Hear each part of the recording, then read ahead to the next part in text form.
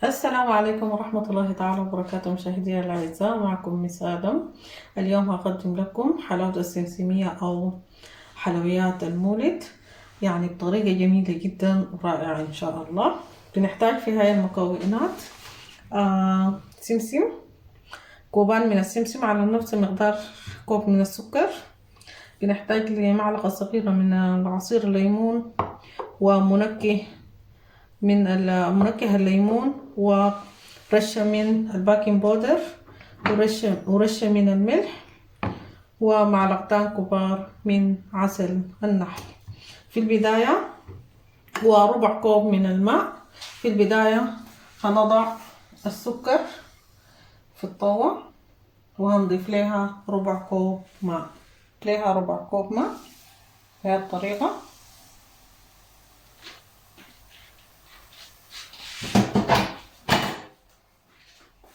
نخليها لغاية ما تغلى. بعد ما ذاك هنضيف لها عصير الليمون والملح.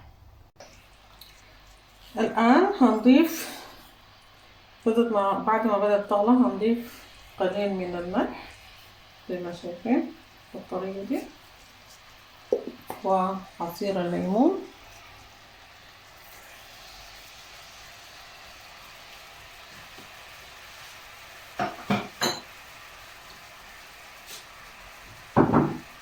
وما يعادل معلقتان من عسل النحل.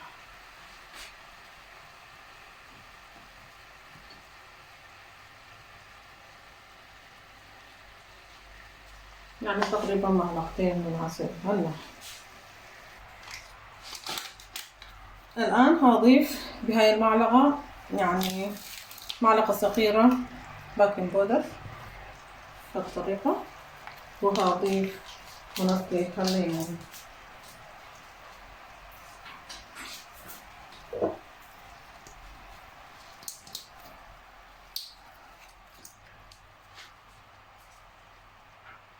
منكه الليمون أيضا هضيف معلقة صغيرة زي ما شايفين، بس عشان تدينا طعم لذيذ.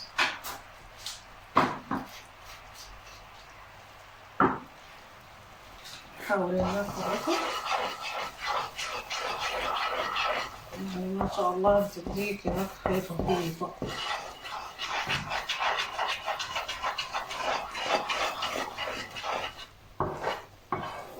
طبعا السمسم أنا محمصاه على الفرن في درجة حرارة تقريبا 100 درجة لمدة 10 دقائق وطلعتها.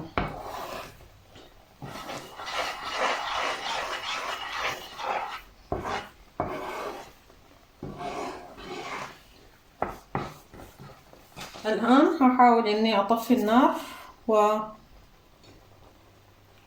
وأضيف السمسم، وأحاول إني أحركه.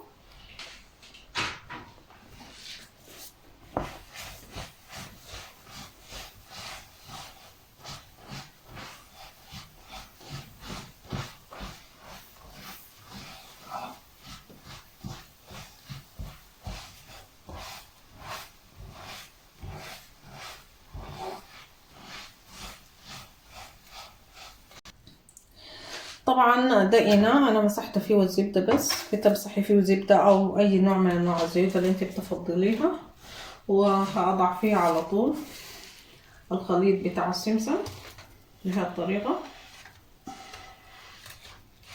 حتى تتساوى كلها.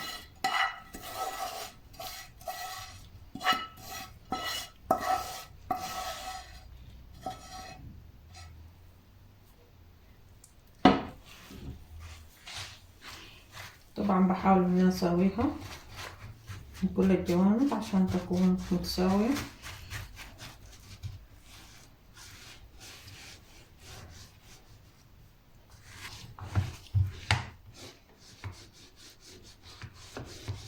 طبعا زي ما شايفين أنا الآن يعني سويت كل الأطراف. بحاول بقدر الإمكان الآن إني أقصها. بسم الله. ولا بالسكينة.